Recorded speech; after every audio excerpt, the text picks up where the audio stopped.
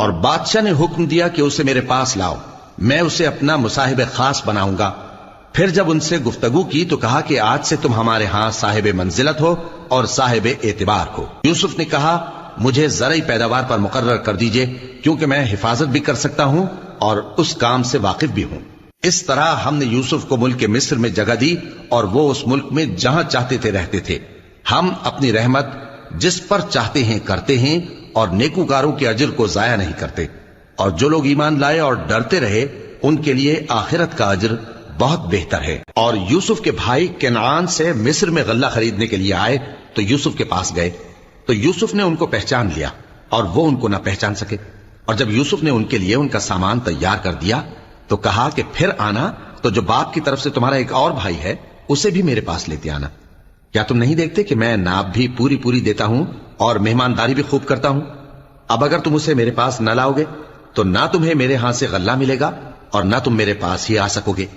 انہوں نے کہا کہ ہم اس کے بارے میں اس کے والد کو پھسلائیں گے اور ہم یہ کام کر کے رہیں گے۔ اور یوسف نے اپنے خدام سے کہا کہ ان کا سرمایہ یعنی غلے کی قیمت ان کے سامان میں رکھ دو۔ عجب نہیں کہ جب یہ اپنے اہل و عیال میں جائیں تو اسے پہچان لیں، اور عجب نہیں کہ یہ پھر یہاں آئیں۔ بس جب وہ اپنے والد کے پاس واپس گئے تو کہنے لگے کہ ابا ہمارے لیے غلے کی بندش کر دی گئی ہے، تو ہمارے ساتھ ہمارے بھائی کو بھیج دیجئے تاکہ ہم پھر غلہ لائیں اور ہم اس کے نگہبان ہیں۔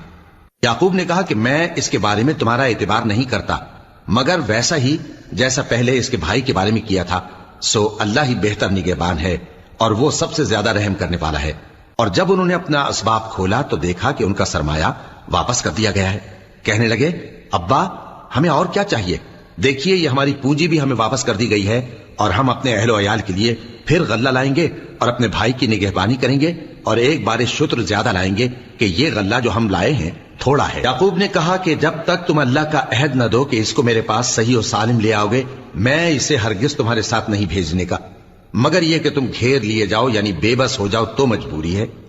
پس جب انہوں نے والد کو اپنا قول دیا تو یعقوب نے کہا کہ جو قول و قرار ہم کر رہے ہیں اس کا اللہ ضامن ہے، اور فرمایا کہ اے میرے بیٹو ایک ہی دروازے سے داخل نہ ہونا بلکہ جدا جدا دروازوں سے داخل ہونا، اور میں اللہ کی تقدیر کو تو تم سے روک نہیں سکتا، بے شک حکم اللہ ہی کا ہے، میں اسی پر بھروسہ رکھتا ہوں اور اہل توکل کو اسی پر بھروسہ رکھنا چاہیے۔